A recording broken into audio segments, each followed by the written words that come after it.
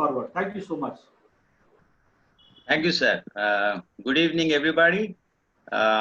Professor Anand Pawar, sir, Ravindranath Solomon, sir, and actually, I'm thankful to the university, BR Ambedkar Open University, for identifying me as a resource person. Sir has affectionately called me key resource person, but you know, you are the organizers, and I'm just participating here. And it was nice listening to Dr. Rabindranath Solomon and Professor Anand Pawarji. Elaboratedly, he has covered extensively about the leadership styles, and I got a suggestion that based on whatever is spoken till now, as a sequence, I should be talking about various skills, but with reference to the challenges that various leaders are going to face. How I categorized in my presentation is that I will first touch upon a little bit about the pandemic and how it has created certain things, good and bad. Then I will take you through the sectorial, segment-wise and industry-wise things that happened. Then corresponding leadership challenges. Then, as Professor Anand Pawar sir said, various skills which are required to these types of leaders, things like that. And little bit I'll touch upon the new education policy which has come, because academic leadership, as all of you know, is a very prominent leadership nowadays, because all the fields, whatever executives, whatever professionals are coming, most of them are coming from education background. Some education background they have, and all of us academicians and professors, trainers, are in this field where we are doing some kind of academic leadership. With that brief introduction, thank you very much for the details given by me. Let me share my PPT, sir. Okay. Yeah. Is it visible to everybody? Yes, sir. Yeah. Okay. Yeah. Very good. So at the outset, I appreciate the entire team behind this national webinar on leadership challenges during Corona crisis. Very aptly, I mean, very suitably, this theme is thought over, and they have decided. And it's great to have both of you who have in a sequence covered something about this main theme.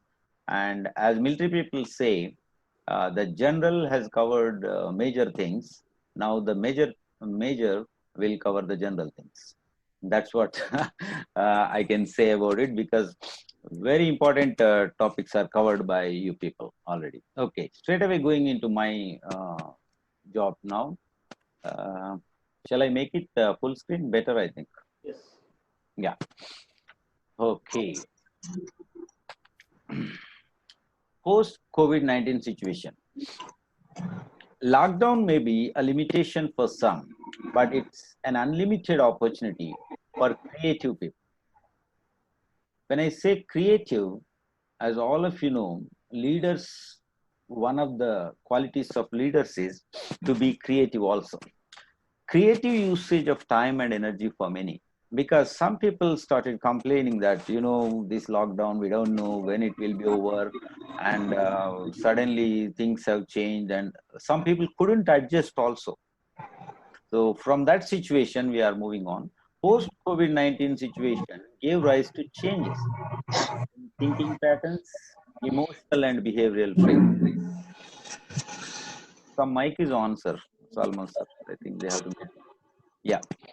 So then, that's what I'm saying. The situation gave rise to changes in thinking patterns. When it comes to thinking, you know, every leader is supposed to think before you strategize something, before you plan something, before you implement something, and before you enter into any type of situation. So thinking patterns have tremendously changed. Emotional and behavioral traits also change. Professor Pawar was talking about behavioral traits also, emotional and behavioral traits of leaders. That is very much true. Many things have changed, and all these leadership styles and individuals behind these styles have to undergo some thinking, emotional, and behavioral changes. Now, transformation of many kinds of business, operations, value for money, etc. All these things, unexpected economic shift, labor migration, and frustration. So many things suddenly changed, and nobody could even imagine this kind of situation will happen, because you have seen in this year, January, February, and March, before the lockdown was announced, so many things happened. Big events happened at the state government level, central government level, globally. But suddenly, somebody realized that something wrong is going to happen, so let us lock down. And there was no plan B in hand before doing that. So, what type of leadership was that? Somebody decides suddenly and announces. And I know a lot of brainstorming must have happened behind it, but so many styles of leadership might have emerged there, and in those styles, they must have thought and they have implemented.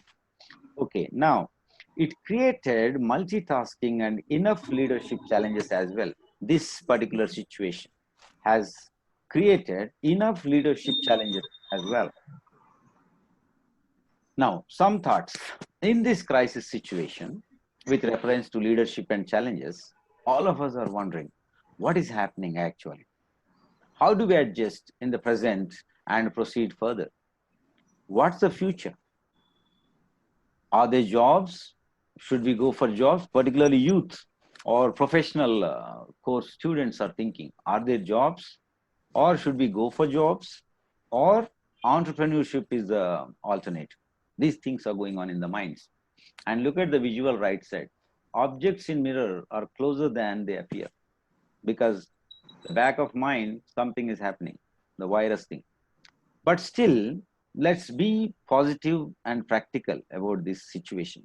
As all of you know, so many crisis situations came. We faced SARS also, we faced Ebola, we faced malaria and filaria long back. And some sudden things have been happening, mad cow disease, dengue fever, so many things came. But why so much of halagula about corona? It is dangerous. We have to be very cautious. But still, the media hype is seen sometimes. And many doctors from America, Europe, they have been posting on social media that it is not as ferocious as you think. It goes away by following simple precautions. So even an individual has to think like a leader now. What type of leadership it is? Out of the 8 to 10 leaderships that have been discussed, what type of leadership it is? Maintaining self and managing your family and contributing something to the society, at the same time maintaining cool in the mind. These things have to be there in the mind. But there are still hopes, like anti-corona vaccine expected by August 2020. It was like music to the ears, somebody has announced. And some organizations like biotech firms and pharmaceutical industries like Reddy Labs, Shanta Biotechnics from Hyderabad, and Bharat Pharmaceuticals. So many people are claiming. Even Baba Ramdev has announced some kit which will, subside corona. So many things are coming. But there are hopes like Google and FB, Facebook, investments in India. 33,000 crore US dollars Google is investing, and another 44,000 US dollars. I mean, crores of US dollars. Facebook is investing, and Reliance News tie up with many IT giants. So, future looks something different now. Those who are good at little bit of technology, of knowledge, I think they can easily survive. So, in this turbulent times, staying cool and facing the situations, understanding the things around, all these things are some skills which will help the leaders to face the challenges. Then today's news, yesterday and today, there's a lot of discussion about new national education policy 2020. Now see, another leadership challenge is arising now, because as I told you in the beginning of my presentation, academic leadership seems to be mother of all other leadership. All these leaders have emerged from some school, college, university. That's how education department becomes the mother department of everything.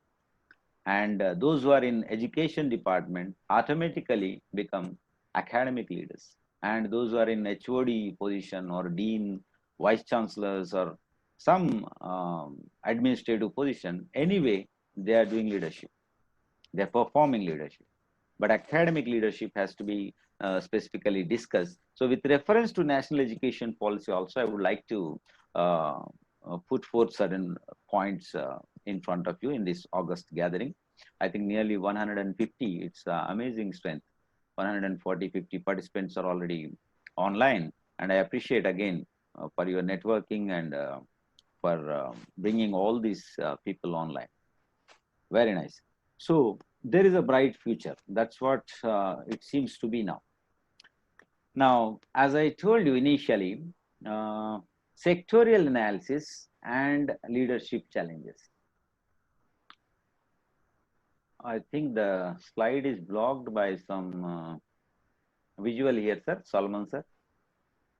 See waiting room, something is coming here. Hello? It's okay. It's okay? Yeah. Yeah. It's okay, sir. It's okay. I have just collected a few sectors because in this within 45 minutes and 1 hour, I don't think whole sectors can be discussed. We'll see further if Professor Anand Pawarji and Salman sir want. I think on a separate situation or agenda we can take up. But I have just collected some important sectors which looked important for me. Others are also important, but I'll just touch upon these sectors. Then as the time goes, I'll be going into the details. Education sector. Now look at the sector and think of leadership challenges. That's what I'm trying to do here. Now education sector is undergoing tremendous change, you know. Just in the month of March till first week of March, all of us were going to colleges, schools, and things were going on, and direct face-to-face classroom teaching was going on.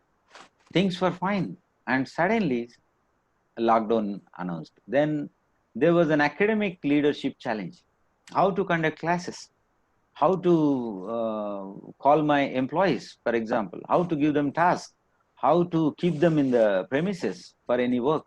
All these challenges emerged, particularly for deans, directors, and VC level. How to perform all these academic activities? That was a great challenge. Even still, it is a great challenge. And we are talking about online exams. We are talking about MOOCs. We are talking about SWAYAM. So many things are there.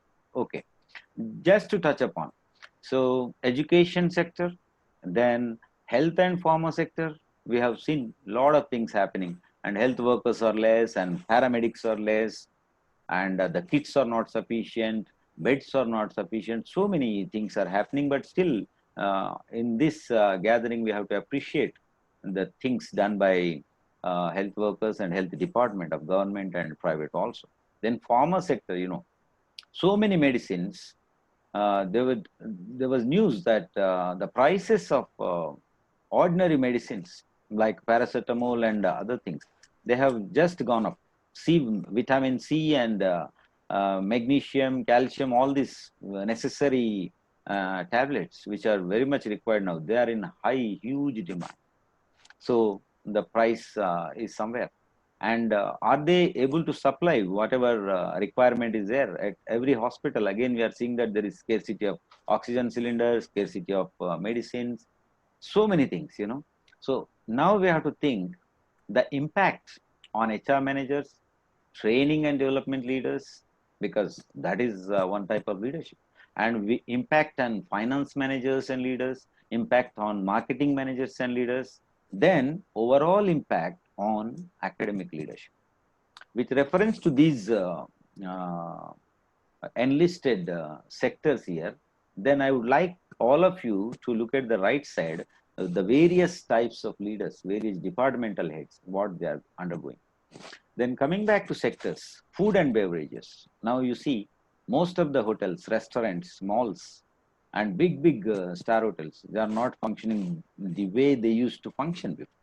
And food and beverages, you know, it's a huge sector. And many outlets, small eateries also close down.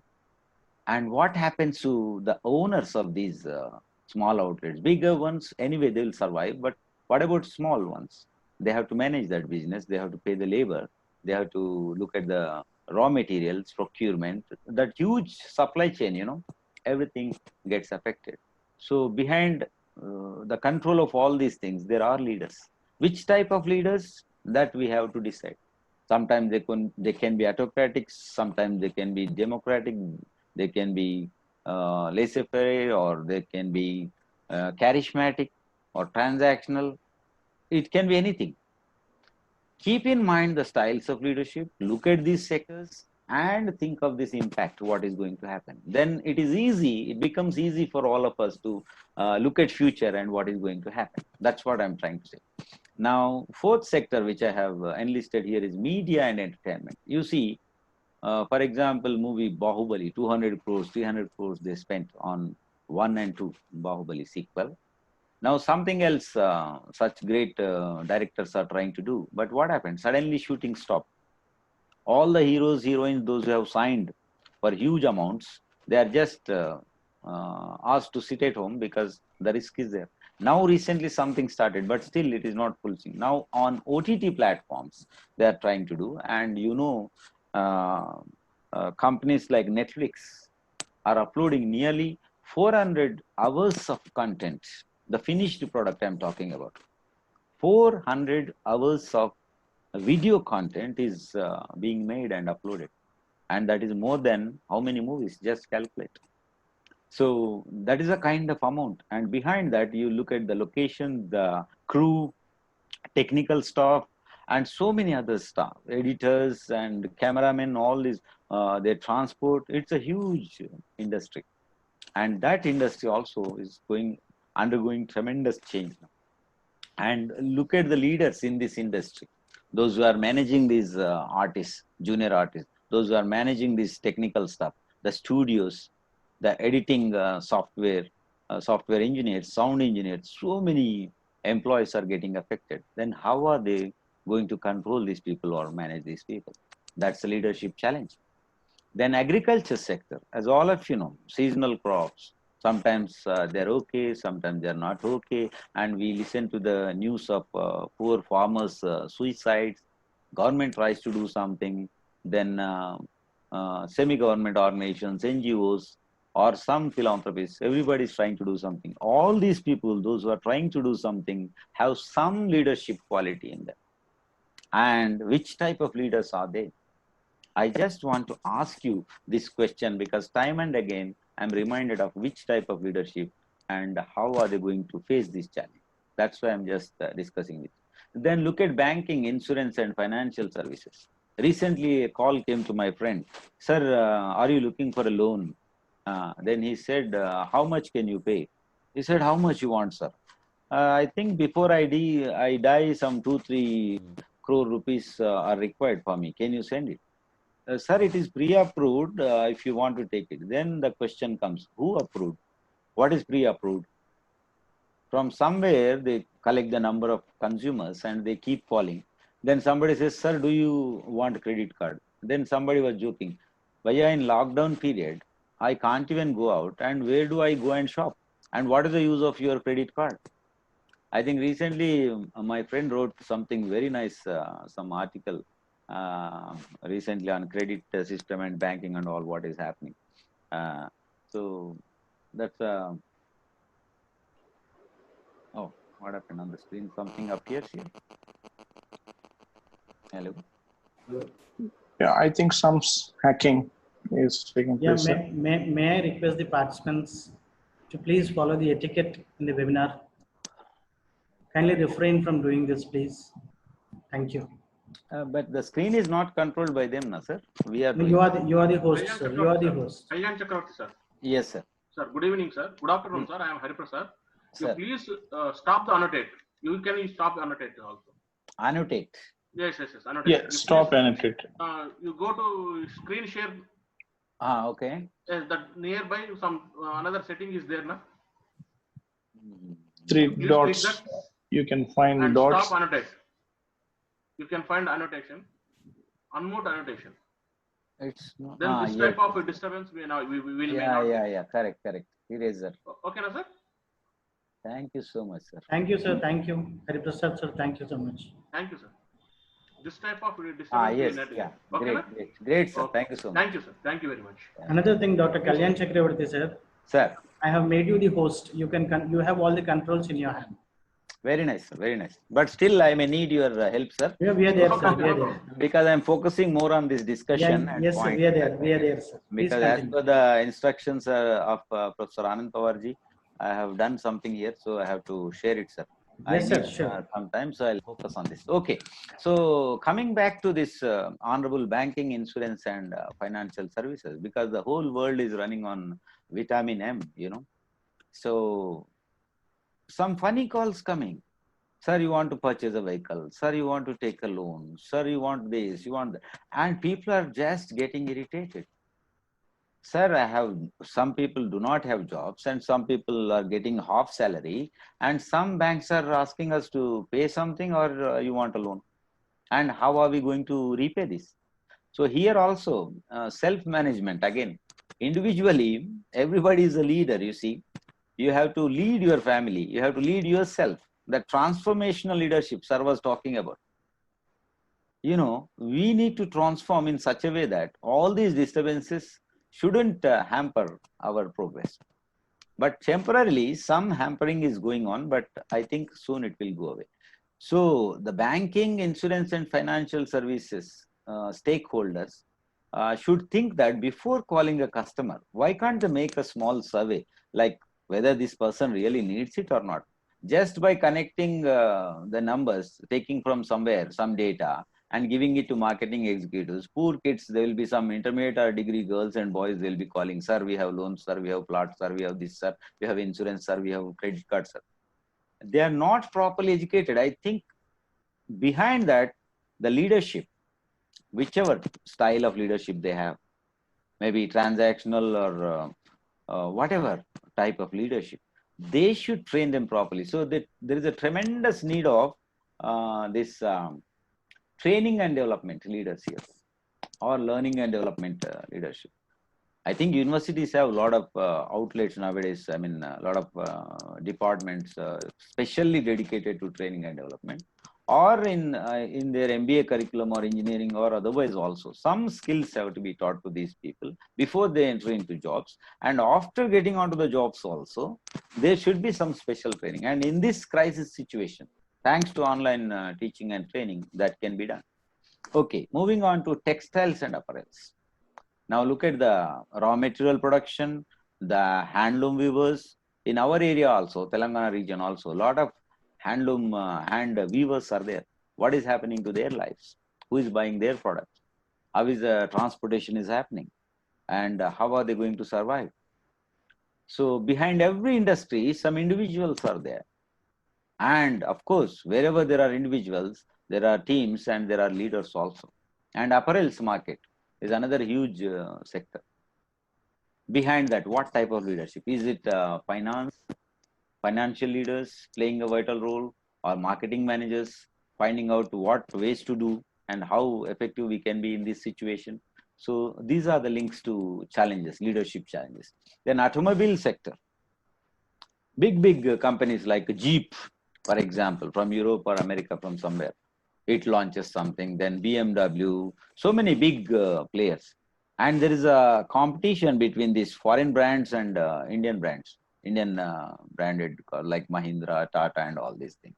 But still, in the minds of people, something foreign must be is great. Even if it is coming from Sri Lanka or Bangladesh, it is still foreign. That type of attitude is there. So how do we educate these consumers? And at the same time, how do we compete with these foreign brands? I think behind that issue also, there is a kind of leadership challenge.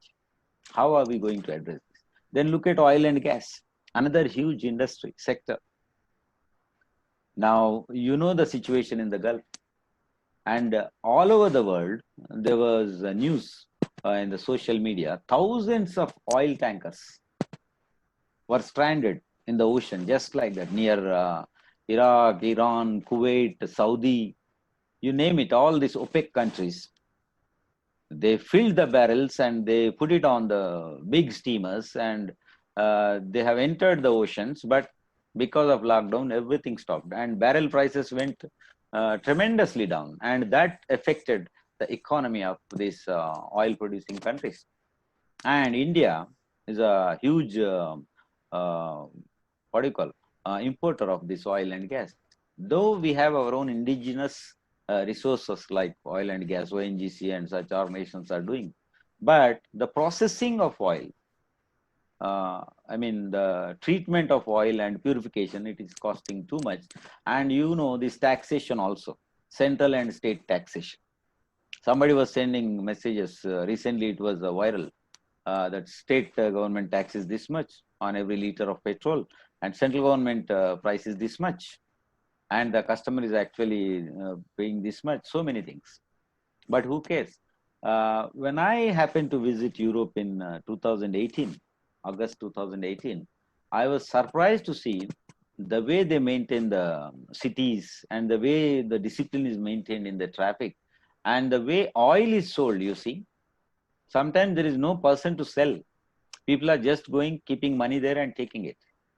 That is another aspect. But what I wondered is there is no pollution at all in so many countries. For example, some people, those who have worked in Dubai, Oman and these places, absolutely there is no noise in the traffic. Thousands of vehicles are going, nobody is honking. And amazing thing with reference to this oil and gas is there is no emission at all. There is no pollution at all. It means, I don't know who is the leader behind this policy, who has made that policy. Is it an autocratic leader, or was it a democratic leader, or laissez-faire, or I don't know. I should I request Professor Anand Pawar sir later on to tell me what type of leadership it is behind. Somebody introduced that, you know, a policy, a leader behind it. Whoever is going on to the road, number one, don't honk and don't speed up. And if your vehicle emits some effluent, industrial effluent or whatever, general thing which spoils the environment like lead or carbon dioxide, then your vehicle will be seized. And the petrol price, amazingly, not even 30 rupees in Dubai, UAE, Oman, wherever we have seen. And Europe, 1 gallon, some 30, 40 euros. Pure white petrol, which is poured into airplanes and rockets. How is it possible?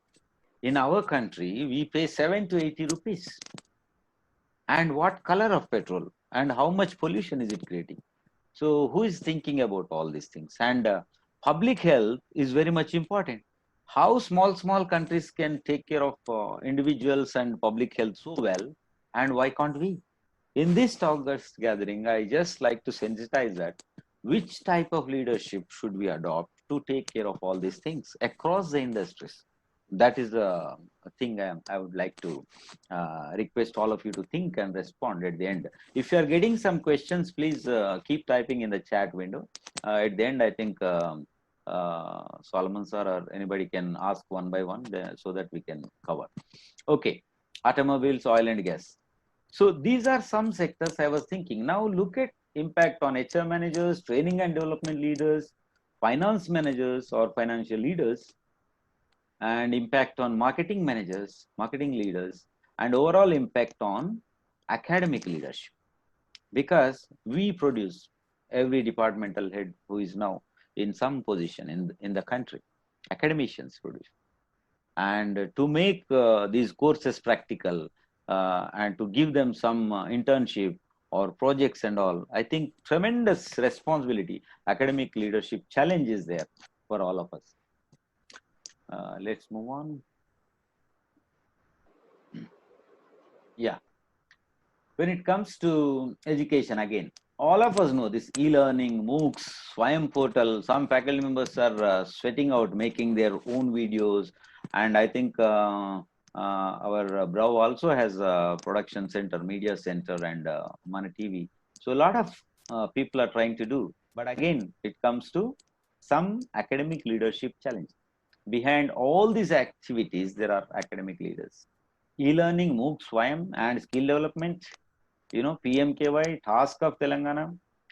And all over India, we have toured before lockdown, every week some 2 states by flight, car, whatever.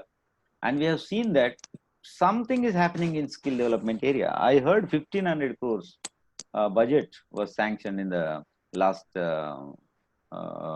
financial year, and this year I have not gathered, but some tremendous amount, big amount is sanctioned. Then recently I heard that Ministry of Skill Development is creating a pool of employee-employer database where they want to connect.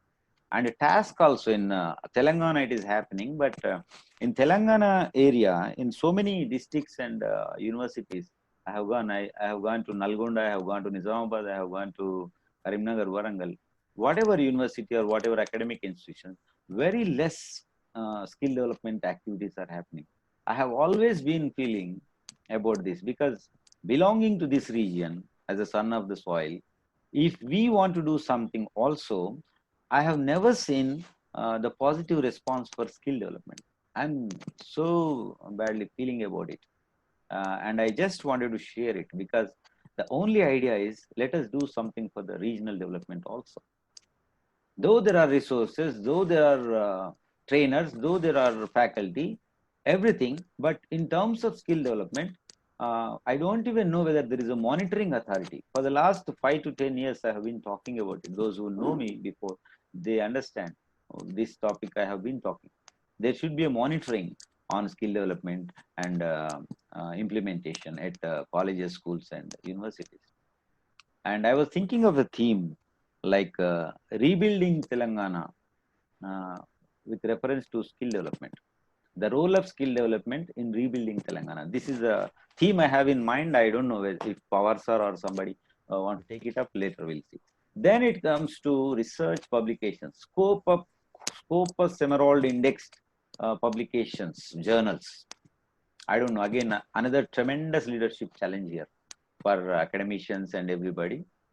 How do we make our faculty members or our research scholars to take up some topics which are highly publishable, and how do we create those values, those ethics in terms of anti-plagiarism or things like that, and the quality of research. Again, it's a very big leadership challenge we have. How to boost our research facilities, how to get funding, and how to motivate our people, how to go for publications, and how to see that from India, there are quality papers being published and how they are considered in Scopus Emerald. Because UGC has again care list. Care list is different and Scopus Emerald different, and you understand what I am trying to say. So there should be some solid approach towards it, and some leaders should emerge and leadership should emerge and try to take care of this. Innovation and entrepreneurship, T-Hub, V-Hub, we have. Some work is going on.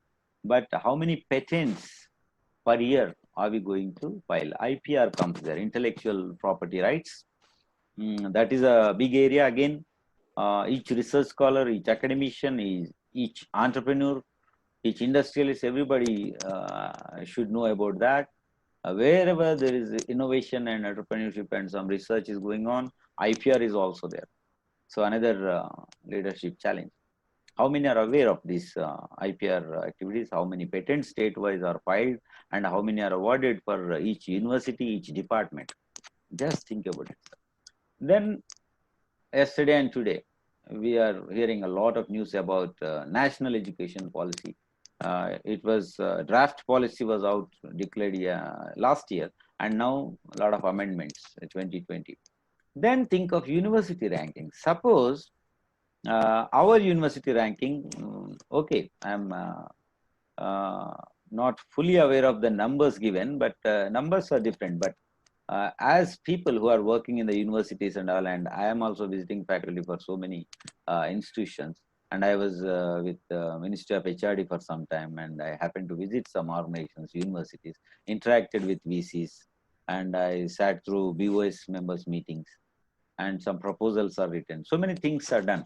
So with that experience, I'm just saying, if I want to bring up my university ranking by just one digit, one number up, you can imagine how much of work, tremendous work is hidden behind that. Isn't it an academic leadership? Which type of leadership? Is it transactional? At times, I think academic leaders should be transactional leaders, sometimes democratic, sometimes charismatic, sometimes laissez-faire. All types of leaderships have to be performed by an academic leader. Okay, so university rankings, NIRF declared, and so many institutions have competed. I was looking at the first 10 universities. Then so many other agencies, ASESB, QS, International. I'm just thinking of NIRF first. To be in the first 10 or 15 ranks of the universities, how much of work, how much of teamwork, how many people have to work behind it, how many parameters. Then think of international ratings. And I am reminded of Nalanda and the Takshashila universities, which were so great. You know, many foreigners were coming to India and learning our music, knowledge, so many things, you know. I was wondering, where is the lacuna? I was listening to some Sinha, I think. She was talking about uh, ancient Indian wisdom. It is on Amazon if anybody is interested. I had it somewhere, but it takes time to take it out now. But the title is Ancient Indian Education, Ancient Indian Wisdom, something like this. She talked extensively. It's on YouTube also. I was watching through. She shows from United India, the oldest, centuries. She was showing how Siddha medicine traveled from India to China, and how his name, Siddha name, was given, altered as Siddhas, Siddha Chi, something like that. So there is no historical evidence when it comes to innovation or whatever research we are talking to claim that this went from India. I don't know how many research scholars worked on that, but if you want to show that even this neem tree is from here, uh, you need some evidence. And that evidence is there. Is it documented or not? I don't know. Then Takshashila University, Nalanda University, which is in Bihar, all these universities have been attracting many scholars from across India. And they were giving tremendous knowledge. And our gurus like Kautilya, who wrote about our political economy, such people. And you know, so many famous universities like Harvard, Oxford, and all, they mention about it, and some people may not mention also. So all these things should be kept in mind before thinking of doing some research or whatever rankings we are thinking of. Look at the visual here, left side. Now the pressure on teachers is too much. I am seeing that even 2-year-old, 3-year-old, 5-year-old kids also going for online teaching and learning. Now there is a huge gap, and teacher is stretching, you see in the picture, and the student is sitting on the back of the teacher, and teacher is trying to connect to the teacher. It means what? All the skill set of a teacher, a faculty, or a researcher has to be improved, and they should be future ready. That is the force we have. So tremendous leadership challenge it is. Now this is the problem we have, typical mindset. Whenever somebody proposes something, wants to do, just look at the left side of my slide. Maybe it's a UNO meeting or a university meeting, or it can be a corporate meeting. Somebody is asking here, left side in the bubble, top left hand side, what's your opinion on the shortage of food in the rest of the world? That was the question. I repeat, what's your opinion on the shortage of food in the rest of the world? He asked. Then somebody from Africa is answering, what is food? Then same question is asked to European. He says, what is shortage? Then same question is asked to America. What do you think of food shortage? Then he says, what is the rest of the world? Then Arabians were asked the same question. What do you think of this? Then he says, what is opinion? Now, in this type of situation, imagine when a policymaker, a leader, or a person who wants to extract some work or propose something, how are you going to manage it? So many different mindsets, so many different people. And that's why in our parliament and assemblies, I think decisions take a very long time. So that's a different kind of leadership and the challenge. Now, National Institute of Institutional Ranking Framework. These are the parameters given, left side. Teaching, learning and resources, research and professional practice, outreach and inclusivity, graduation outcome, perception. Based on that, and you work on that reverse engineering, then you will know how many people are involved to achieve, to quantify this thing which is expected. Now, top 10 institutions I have enlisted here. I was looking at NRF rankings. Indian Institute of Science, Bangalore, Institute of Chemical Technology, Jawaharlal Nehru University, Delhi, University of Hyderabad, Tezpur University, University of Delhi, Banaras Hindu University, Indian Institute of Space, Birla Institute of Technology and Science. These are the first 10, top 10 as per NRF previous data. Now, existing education system and academic leadership challenges. Do our students like to go to school, for example? And our curriculum and skills integration, is it happening? Skills like critical thinking, problem solving, all these things, are they properly integrated? In how many courses, which university, in what course is it mapped? Is there a study on that? Is there a monitoring on that? We keep on talking about improving skills, particularly like critical thinking, problem solving and all. But I wonder, where is it happening? I remember one FDP on advanced pedagogy, outcome-based learning and National Education Policy 19 was conducted in Andaman Nicobar by SKI. I was invited there as a speaker. In that August forum also, some 70, 80 faculty members across India gathered there. Tremendous discussion happened, but what is the outcome? Then I remember a seminar organized by University of Hyderabad, 13-14, wherein, all SAARC countries' academic heads were invited.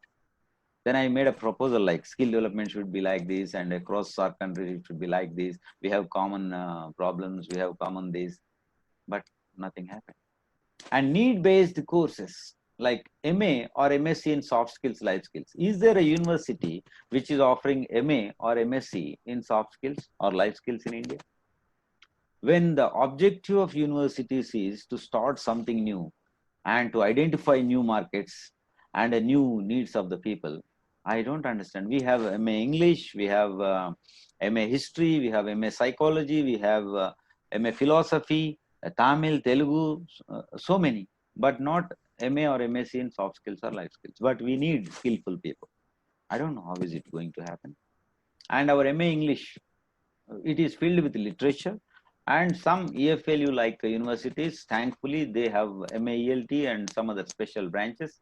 But when I traveled abroad and interacted with the British, American and Canadians, they say, India with a lot of history and so much of knowledge, everything, why do you people have overburdened syllabi? And why do you people study unnecessarily so many subjects in the name of MA or MSc or BSc? And why are they not practical? These were the questions I faced. Then MA ELT, very few offer. And MA ELT is there everywhere abroad. And MA TESOL is there, Teachers of English for the Speakers of Other Language. Just I'm referring to some courses. There could be others also. So need-based, industry-based, globally recognized courses are not happening. Somebody from America or Australia or England or America should recognize, or their courses are highly recognized across the globe. But what about Indian degrees? Why can't they be recognized globally? They also must be recognized. Towards that, some tremendous, now looking at new education policy, I was very happy. Something is happening. That internationalization, globalization of education, something is mentioned there, which I have been thinking along with my friends, research scholars and my gurus. We have been debating on these things. But something good is happening now. Guys, I'm happy. More theory and less practicals in India. Few industry academia types, like Europe and America, we can't overnight become like them, but they have a lot of types with industry. So practical work is happening. Now, I was asking this, do our students like to go to school? In some village, somebody shot this and sent in WhatsApp also it was there. Just look at this small video. Then the bus drives away, and that's when you can let the real emotion out.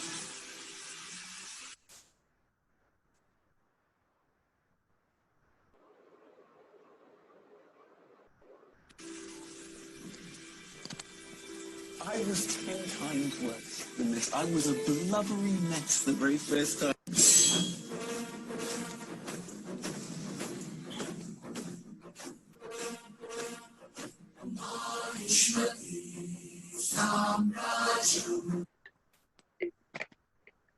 That's the difference in cities and rural areas. Back to school program is there, but something is drawing these children out of the school. What it could be? Is there a leader behind it to see, monitor, and change something? That is a question I have. Okay, then proceed. Then the bus Yeah. Now I just collected this visual where Einstein is asking, a person like Einstein is saying, I don't know whether this visual is appearing here on the screen. Our education system, everybody is a genius, but if you judge a fish by its ability to climb a tree, it will live its whole life thinking that it's an idiot. He's talking about evaluation system. Now see, a person is sitting here, examiner, and all these animals, imagine some individuals here, hypothetically.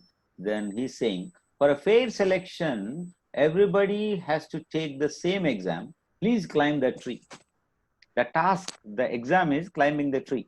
And imagine if you ask an elephant to climb the tree, can it try? Can it climb over the tree? But I give grading, you failed. And I ask the fish also to climb the tree. Can it do that? No. A dog, for example, it might do. Monkey, of course, it will win. A grader it will become. Or penguin to some extent. So there is no system wherein, we can assess or evaluate the entire skills, knowledge and attitude. Ask, we say, attitude, skills and knowledge of any student. Evaluation and testing criteria. I remember multiple intelligence test here, Howard Gardner, 1983, who talked about 9 types of intelligences. Are we following or implementing this in our schools, colleges, or universities? I think another FDB will happen if it can be conducted, where whether we are using multiple intelligence theory in evaluating our students. Now, this beautiful visual I collected when I happened to visit Switzerland Alps. The sceneries are beautiful, but what was more beautiful is, look at these red lines on the mountains. These are railway tracks. Minus 20 degrees it goes in winter, but somebody creatively thought of, I don't know what type of leader he was. Was it a charismatic leadership or transactional leadership or democratic leadership? So many types of leadership could be there. He motivated a team to work along with him. You can see his visual at the bottom right corner. His name is Geyer Zeller, 1839-1899. This person worked hard and laid a train from Grund station to Jungfrau. That is pronounced as Jungfrau, though it is written as Joung. So that is the top of the Europe considered to be. Till there you can travel by train. Imagine. So such inculcating creativity and problem solving skills have to be integrated into our engineering, MBA and other professional courses. Risk taking, diversification and entrepreneurship. These are also leadership traits, qualities. And all our leaders, they have a tremendous challenge to inculcate all these types of skills into them. Now look at this visual right side. Amazon, the founder in 1999, Jeff Bezos, was working in a small garage or a small room. And look at his table, the desktop computer and small cabin where he was a single employee. And now you see, in 2017, he became one of the world's richest persons in the world. How did it happen? What type of leadership it is? Books to electronics to Kindle publishing now, Kindle Direct Publishing. Why did he think of e-commerce? Is it creative, critical, or lateral thinking skill? We have to think about it. Now, this is my present research going on. When we think of leadership and when we think of some skills, training and all, we have developed this Google link. I request Salman sir, please copy this and put it in the chat box, sir. If any faculty members are interested, they can kindly answer it, because it's on lateral thinking, which is again very important to any leader. Sir was asking me previously what skills, what challenges leaders are going to face, and some of the answers will be found if you answer this Google. I'll just copy and put it into the chat box, sir. I request you to send it to all the participants. I think it's visible on the screen, sir. Yes, Salman, yes, sir. yes. Very much. Full, sir. It is visible. I'll put it in the chat. Where is the chat? Chat is not seen here.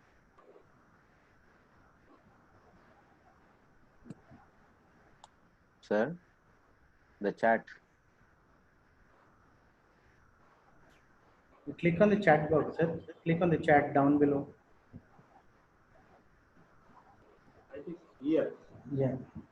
Here? you see short box. Click here and paste here. I'm unable to find it actually.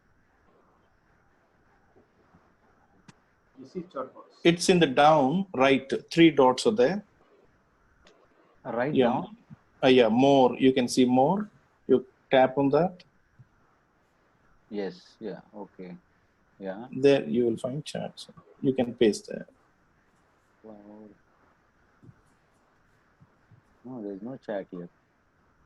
Now, when you tap more, you will Yeah, get I chat. did. I did it. Yeah. Then you will get chart. There are 13 charts for me. I don't know how many for you.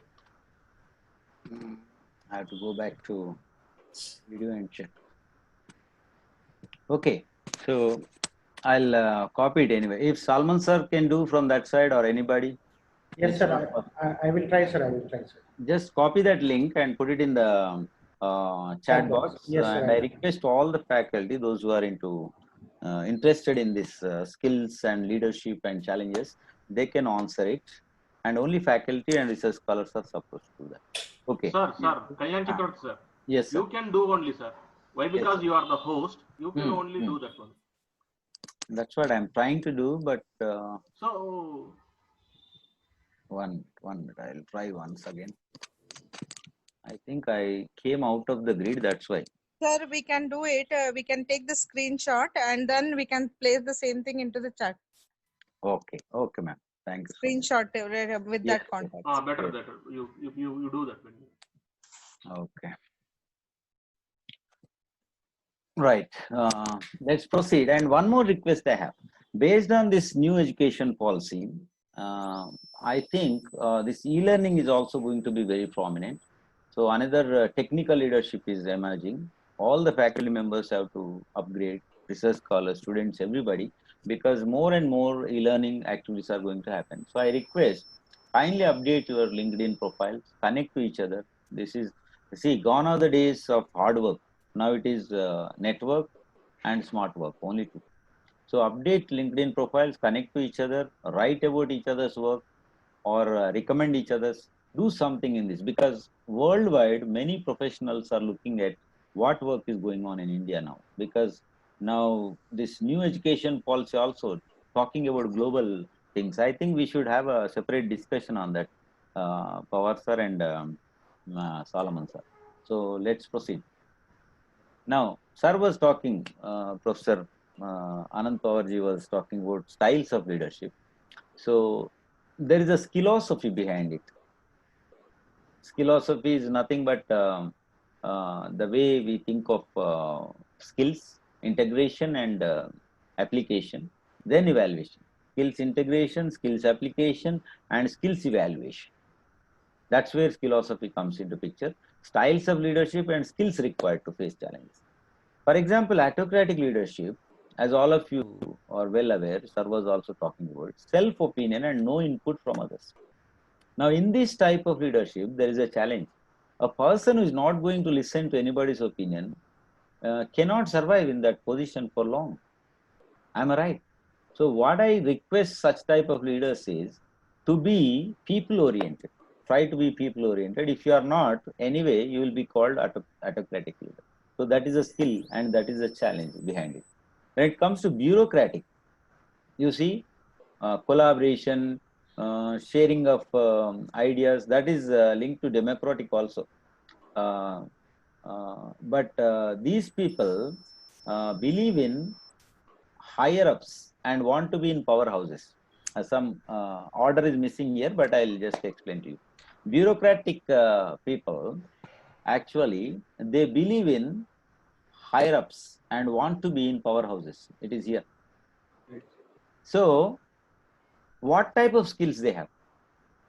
They have to mingle. They have to be submissive. They have to be always in the powerhouses, power corners. They should have some interpersonal skills. So in terms of skills, they need all these things. And they have tremendous challenge also. They have to please the authorities always. So that is bureaucratic type. Charismatic leaders, the third one, they are excellent communicators. Here it is, excellent communicators. And they need to have more communication. It means better communication happens when you people have very good interpersonal skills and positive attitude, and a mindset should be very nice, balanced. Then only one can become charismatic leadership. So these are the skills required. Then laissez-faire, needless to say, no concern. They don't concern themselves with the employees or their tasks. Free hand, hands-free approach. But such people are good for certain things only, temporary works. But for long-term works, I think that leadership style has to change. They have to think of people, they have to participate like democratic leaders. Then some certain things will happen. Transactional leaders increase employee productivity and performance. How does it happen? It is not as easy as said and done. Not as easy as said. Okay. So they have to motivate employees, they have to meet them, to work along with them, then set the deadlines and monitor. This calls tremendous skill set actually. If there is an MBA curriculum practically integrating all these things, I think we will be doing a great job. I think people like Professor Pawar has to identify some people and work on this curriculum and integration of skills, sir. I humbly request in this August gathering, a lot of work is there in this area, skills integration across the curricula. I mean, engineering, law, management, education, psychology, philosophy, these subjects, these courses, MA level or whatever level, I think all of us can work together. Then transformational leadership. Inspire individuals to achieve their very best. Again, inspiration means you should be a very good motivator. So motivational skills, negotiation skills, interpersonal skills, positive attitude, everything is required. So in this types of leadership, 8 to 10 types of leadership, I think a huge set of skills has to come. I hope you must have seen the 2020 World Economic Forum's list of skills, what they have mentioned, analytical skills, critical thinking and all these things. Those have to be integrated properly. Okay, moving forward. This is one visual I just collected from a batch of students in Odisha. We motivated them to do innovation, problem solving and decision making. So they have come out with something. Such activities should happen. I was talking about multiple intelligence. This is the chart showing multiple intelligences. Frames of Mind, the theory of multiple intelligences by Howard Gardner. In 1993, this book was published. And I'm not sure whether universities and colleges are taking this into consideration while evaluating the students. At some level, maybe school, college or university level, these things have to be integrated. The description is given there. I'm just skipping. Now, this is our honorable policy, which has just, is it visible, sir, on the screen? Yes, yes, it is very much. Just yesterday and today's news, sir. Just have a quick snapshot or whatever. I'm not going into the details because here and there I'll touch upon and leave it for questions. See, higher education institutions will be transformed into large multidisciplinary universities. Now, I have been talking about all these things. You see, integrated skills, evaluation system like this, all these things. Now I'm happy that something similar came out. Multidisciplinary universities. To create this, how many types of leadership is required? Multidisciplinary universities means a science department is working with English department and a management department is working with sociology, things like that. It is not easy, but that's a good change. Rationalized institutional architecture for higher education. Research intensive universities, teaching intensive universities and autonomous degree granting colleges. Phasing out the system of affiliated colleges over a period of 15 years through a system of graded autonomy. Multidisciplinary holistic education at the undergraduate level. See emerging challenges for leaders, whether academic or corporate leaders, a lot of challenges are coming out. Bachelor's degree after a 3-year program, diploma after 2-year study, certificate after completing 1 year in a discipline, undergraduate degree either 3 or 4-year duration, multiple exit options. So much of flexibility is coming now. 4-year multidisciplinary bachelor's program, preferred options. Academic bank of credit, ABC, shall be established, which would digitally store the academic credits earned. Wonderful. Multidisciplinary education and research universities, MERUs, will be set up. It's a snapshot. Actually, it's a huge document. I hope everybody is reading now. I'm going further, sir. Now look at the e-learning industry. What is happening? Just briefly, I'll touch upon this. Then we'll go for Q&A. For example, e-learning companies promoting online education in India. Oh, again, annotate is coming.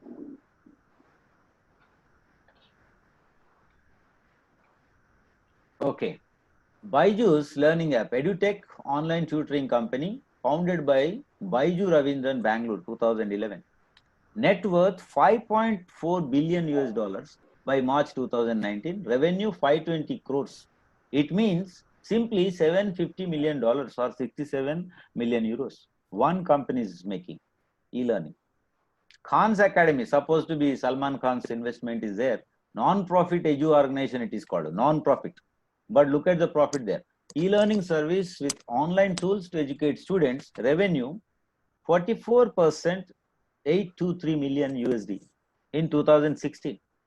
Educom Solutions, Dexler Education, Educart, Zeus Learning, Educart Simply Learn, Merit Nation, ExcelSoft, IoT, Internet of Things, Cloud and LMS, Learning Management Systems. E-learning market forecast is over 18 billion USD by 2022. That is just estimated. Imagine if little bit of technical knowledge and content is there, I think faculty members and research scholars, even some students can go to any level now. That is the future. IGNOU, UGC countrywide classroom, I have been listening from 85 or 90, whenever it was started. And BRAOU also has Mana TV. Wonderful things can be done, sir. In this August gathering, I just proposed, let us try to do something. Then what next in e-learning? Reference I am giving here, sir. I just like to mention, developing online course in English for UG students in India. PhD thesis, 2000 to 2005, awarded by Kakatiya University, guided by my guru, Professor G. Damodar, Vice Chancellor, Chaitanya Deemed University, Warangal now. Sir used to say that there will be a day when nobody is going to touch upon printed books or anything. Everything will be digital, he used to say.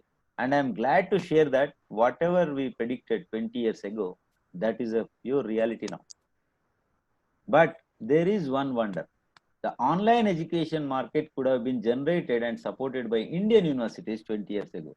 Not only me, so many people have worked on that project in those days, but very less. And people like Professor Damodar sir were guiding them. But I don't know what happened. at that time, universities were there was aversion toward this online education because internet was no voice. We didn't have this kind of internet facility, and not even 5% of computers were available. In that situation, we wanted to contribute something, but no university came forward. No university hired such kind of service. No department was introduced. Sorry to say, but the credit would have come to India. Whether I do or you do that research, if any department was started and we started doing that, we need not have depended on Zoom or such softwares now, and we need not buy from America or any other country. We are self-sufficient. That's what Kalam also said. You know, India needs its own internet system. We should have our own EduSat. All those things are happening, already existing now. But own internet system is still not there. We have to buy from somebody. And a day is not far when we will be doing such things. I'm just proposing such things here. Okay. I'm coming to the end. If there are any questions, type in. Oh, what happened again?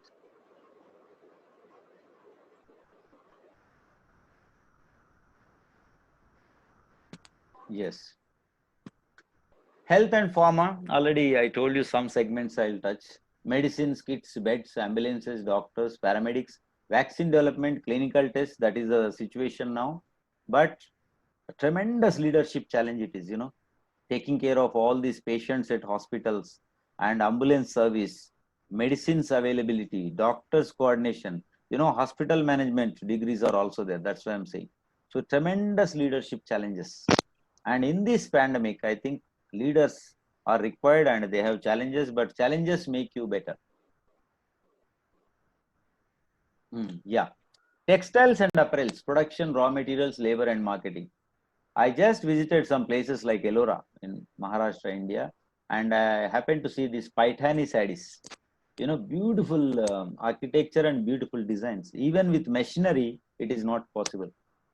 By hand, our people make it. But where is the market for such people? Marketing leadership. And where is the finance behind it? Financial leadership.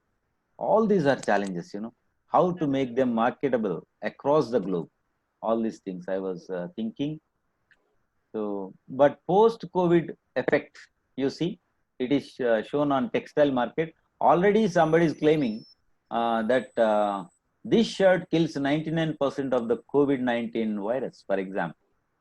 It is there on the social media. I don't know. We have to order and see whether it is a reality. See what I was saying. There is a challenge and there is somebody who is responding, and with some skill, they are going to be successful. And somebody else, another company, I don't want to name it, but they are saying anti-corona fabric. You know, if you wear our suit and go out, you know, there is a ray appearing here that will protect, like Lakshman Rekha. It will not allow anything to do. But in Telangana, we say, na, అన్ని ఉన్నా అల్లుడి దగ్గర ఏదో లేదు అని అంటూ ఉంటాం. So such type of situation, we can do so many things, but still we have to see the possibility. That's all from my side, sir. So I could share whatever I have with me. It's a great opportunity to interact with you people. I'm still looking for the chat window. Let me check once. I'll just paste it there. Meanwhile, any questions, please? We can handle questions now, sir.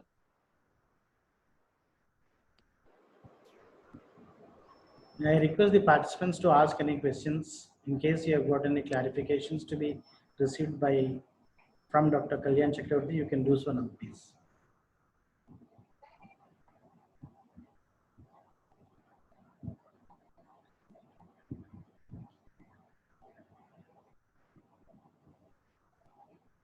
Yeah, so I thank Dr. Kalyana Chakravarthi for this excellent presentation, and I thank Professor Anand Pawar, and I am grateful to Dr. BR Ambedkar Open University for giving us this opportunity to conduct this webinar.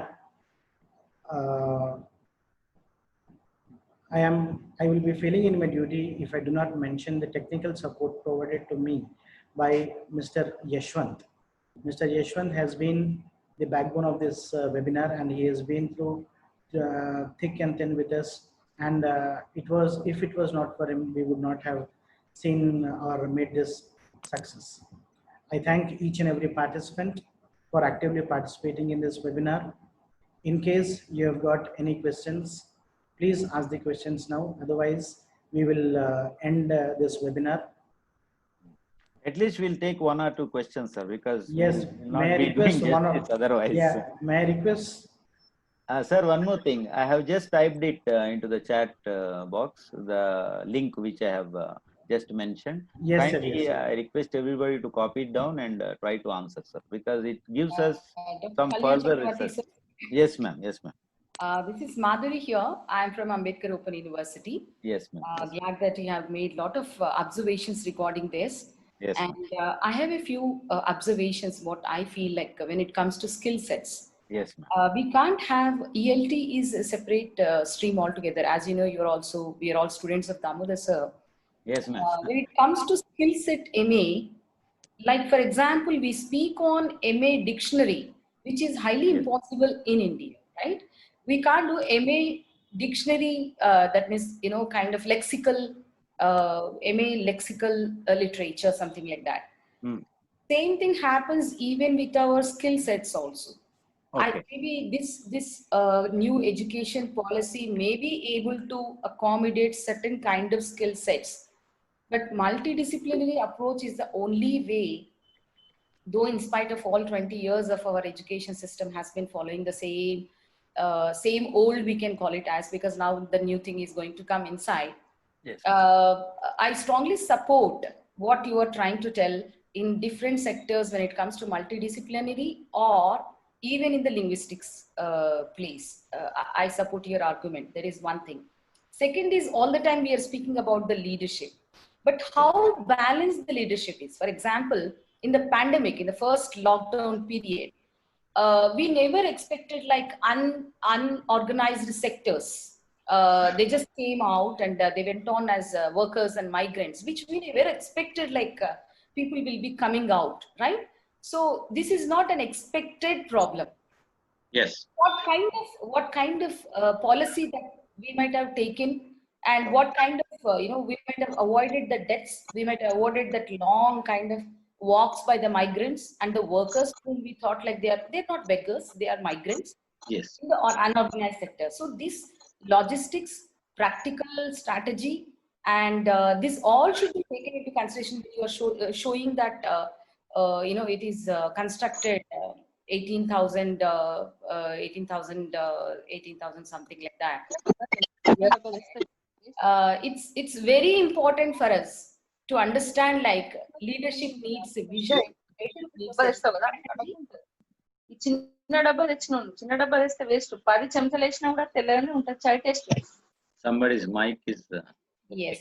Yeah. This is what technologically we should be more perfect. That's what I feel. So but Yes. I really congratulate Dr. Kalyana Chakravarthi, sir. Thank you, ma'am. Thank you very much. Thank you very much. Wonderful lecture.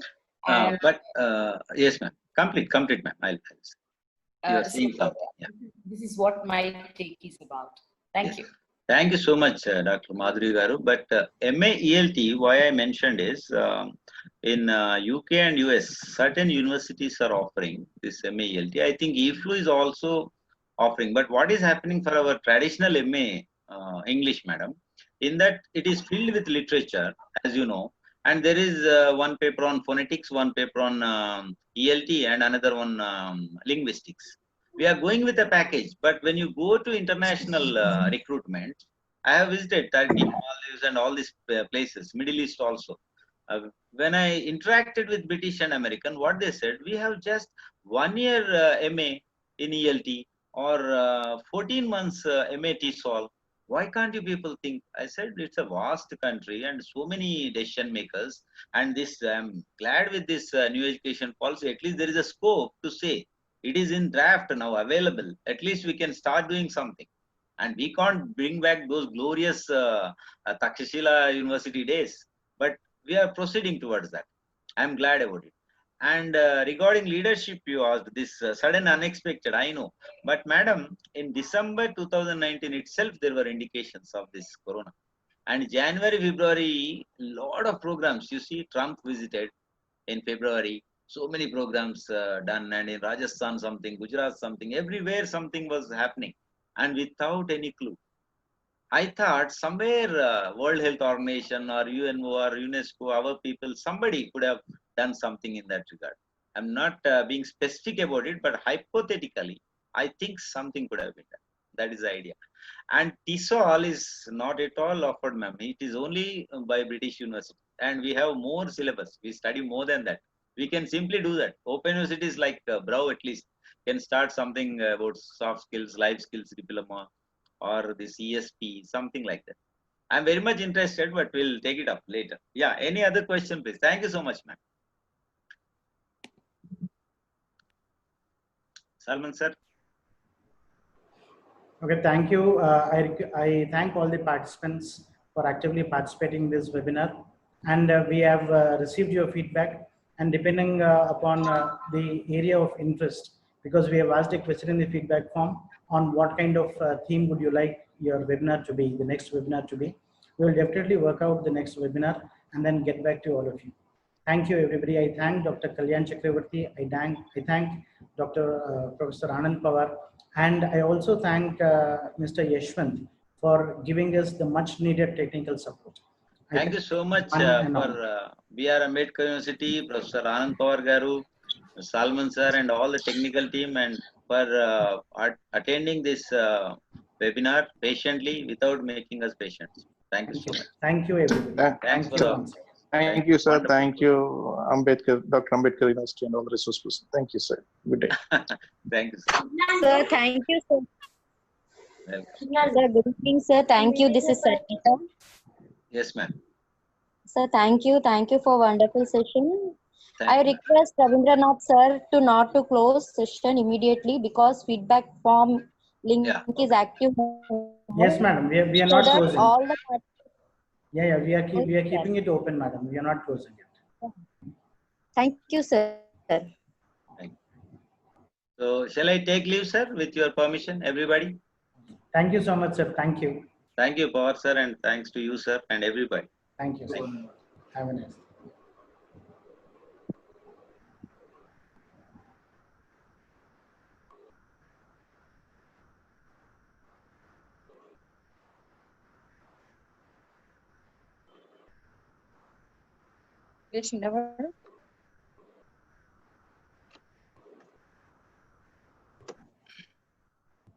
We have sent the feedback link. I request all the participants to fill out the feedback link and claim your e-certificates.